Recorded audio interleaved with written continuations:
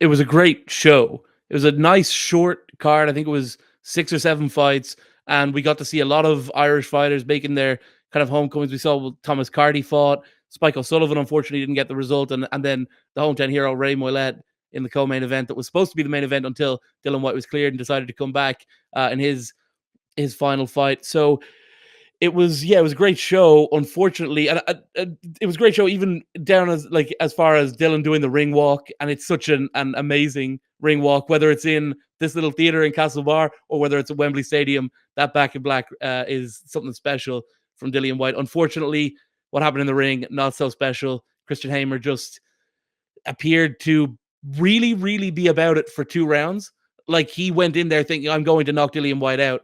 And immediately, once that didn't happen, the result ended up not going his way. And after 3 rounds, he decided on the stool that he didn't fancy it anymore. It looked to me like maybe he might have broken his nose. But then when I looked again backstage, it didn't seem that way. And Jonathan Nagyoff reporting that there was perhaps something to do with a shoulder injury. I wasn't hearing that behind the scenes, but certainly when he was walking out of the arena afterwards, after they'd done the drug test and everything, he seemed okay. He seemed in all right form. All in all, Dillian Whyte was upset by what happened. He wanted, if he wasn't going to get a highlight reel knockout, he wanted to get rounds in. And he also felt that a knockout was coming in the 4th round. I personally feel that as well. It was a cagey fight, not a great deal going on. Dillian certainly looked like he needed this kind of fight and maybe another couple of rounds, because he was looking a little tired after the first 2 or 3. So I think there's still a lot of room to improve for Dillian Whyte. I don't know if people have been able to see the fight yet, or at least if they've been able to see it in any sort of good quality. But certainly in the room, I didn't come away from that going, whoa, Dillian Whyte is ready for Tyson Fury too.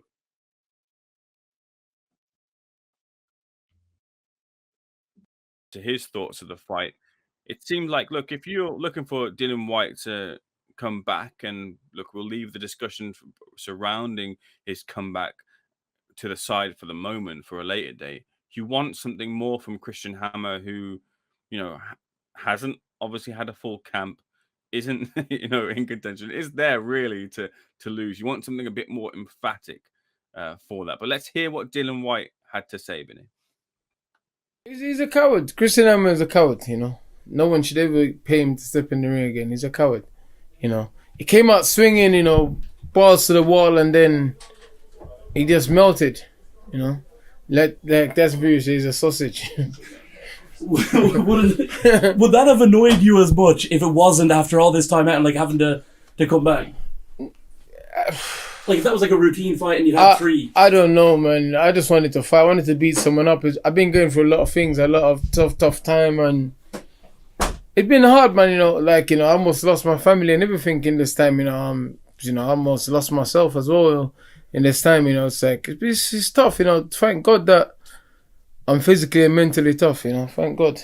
I never turn a fight down. I've been in a fight with broken hand, broken ribs. I've done it many times, so I fight anyone. I don't care. Anyone that wants to fight, I'll fight, man. We're not getting younger. We're getting older. And I'm up for fighting, man. I don't want to be 40 and sitting there thinking, I should have fought him. I've always tried to fight the best guys. Even when I was number 1 contender, I was risking my position fighting top guys of the top guys, So, obviously we saw last night Joe Joyce seemed to make the call and seemed to say he was eager to fight you. Is that a fight you're interested in? I'll fight whoever. If Joe just want to fight, we can fight. I don't care. He was struggling with Kesh Ali. Kesh Ali, Kesh is a friend of mine, but Kesh Ali is not road level. And my performance tonight, I didn't show that I was road level too. That's the honest truth. But that's fine. I'm a realist and I'm honest. I'll be back. Obviously, there's a lot of rage and aggression. I got it out of me now, and now it's time to readjust and go again. I'm gonna go home, take it easy, chill out a little bit, and then I'm ready to fight, man. So this is the thing, and taking a look at Dillian Whyte's last 5 fights, which spans all the way back to 2020, when you're looking for a heavyweight, when you're looking to make some noise, you're looking, of course, first of all, for that knockout. But Whyte's kind of last, or at least going into 2020, the start of that decade, Povetkin loss, which was, look, he was beating Povetkin up, but it was a hellacious KO that stopped him. Uppercuts are being a problem for his career. He comes back and he beats Povetkin. Tyson Fury doesn't really show too much in that fight. Fair enough. It's Tyson Fury, probably the best heavyweight of this generation. Usyk's got something to say about that. We'll see what happens there. Then he comes back and fights Jermaine Franklin. In that Jermaine Franklin fight, labored to the victory. And for some people, Jermaine Franklin won that fight and want to see the rematch between the two. Then you have your period out and you come back to Christian Hammer. Again, like we said, not really the most active, not really the biggest and toughest competition at this stage of his career without any camp either. And you don't get that big scintillating knockout that you were looking for, which is why it's kind of been a bit of a situation with Dillian where you're kind of looking for that little bit more from him. And it comes to the point that when it comes to these big heavyweight fights that Dillian's looking for, how many of those that he could be in would you pick him in against? Sorry, like which of those fights would you pick him as the favorite? Joyce, maybe you would, because where Joyce is right now. But like I said, Dubois, would you be picking Dubois as a favorite? Joe Parker, he got the victory against Joe Parker the first time around, but that was again another fight where round 12, if he had Joe Parker had another minute or started a little bit earlier, could have been on the receiving end of a victory that time round. Derek Chisora, could we be seeing another fight between him and Derek Chisora? Wilder, who are the names that people want to see in the chat as to Dillian Whyte, and who would they pick him in against? Dunno, for you, how many of those fights would you be picking Whyte as the favorite going into them? Yeah, look, if you're picking a favorite in fights, probably not any of those. I mean, even Joseph Parker, you're now looking at this new Andy Lee-ified Joseph Parker, who's a completely different fighter and who I think probably would be favored in that one. Any of these top heavyweights, I guess maybe you would favor him against Jarrell Miller. You would. That's not a top heavyweight, but that's someone who they would have on these big cards.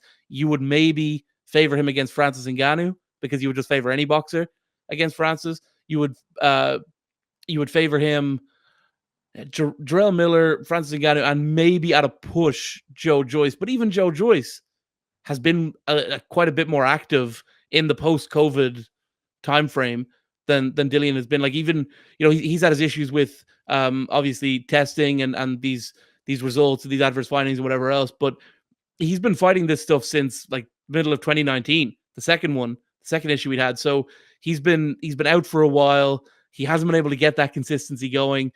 And that's going to be a problem at this stage of his career. So look, if he wants to go out and he wants to use the name that he's built up, and he does have a big name, to just be in big fights that will make him a lot of money. I think he said he wants to do 7 or 8 more yesterday.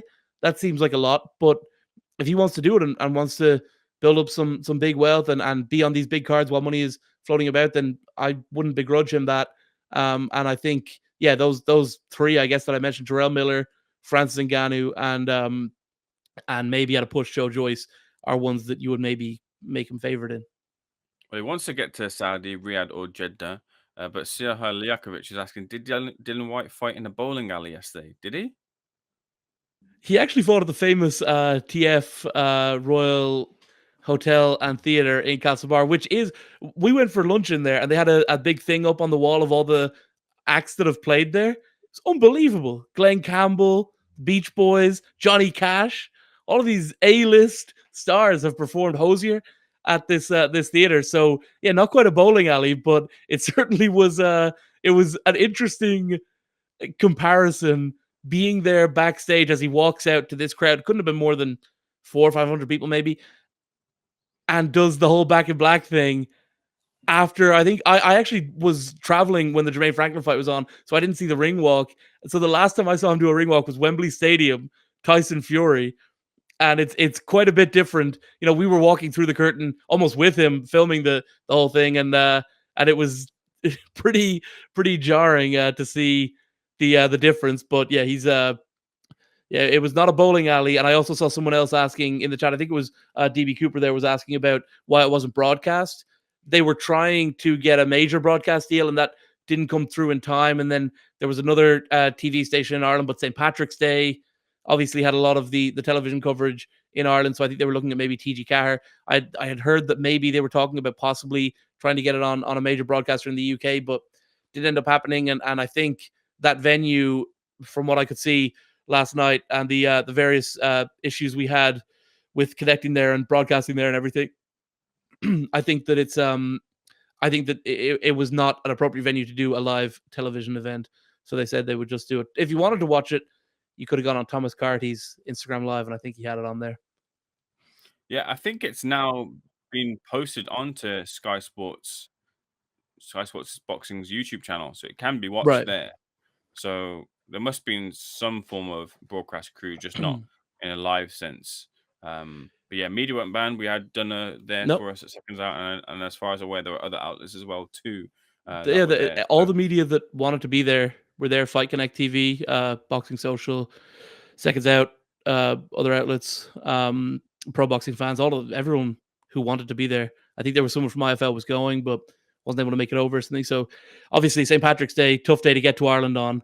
So maybe there wasn't as much media able to travel, because this, even getting to Castlebar is a lot. So yeah, it was a nice place, and certainly no problems with media. In fact, Dillian went above and beyond with the media beforehand. First off, giving me a whole 10-minute sit down the day before when I went to the weigh-ins, and then on fight night after that fight, as annoyed as he was, he did 1-to-1 as long as you wanted with every single outlet that had shown up. So shout out to Dillian. And in fact, the opposite of a media ban, a very media friendly event